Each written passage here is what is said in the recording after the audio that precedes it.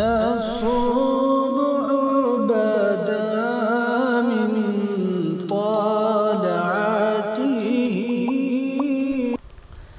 حامدا ومصليا أما بعد. سامعین و ناظرین، حضرت ابو ہریرہ رضی اللہ تعالی عنہ سے روایت ہے کہ رسول اللہ صلی اللہ علیہ وسلم نے ارشاد فرمایا، آدمی اپنے دوست کے دین پر ہوتا ہے تو وہ خوب دیکھ لے کہ کس سے اس کی دوستی ہے۔ اسی لیے صحابہ کرام رضی اللہ عنہم اجمعین نے پوچھا، اے اللہ کے حبیب صلی اللہ علیہ وسلم، ہم کس کی مجلس میں بیٹھیں؟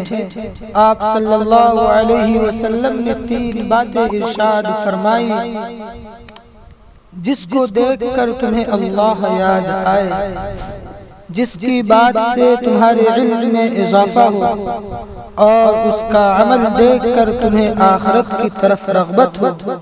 جس بندے میں یہ 3 نشانیاں پائی جاتی ہوں، ایسے بندے کی صحبت اختیار کرنی چاہیے۔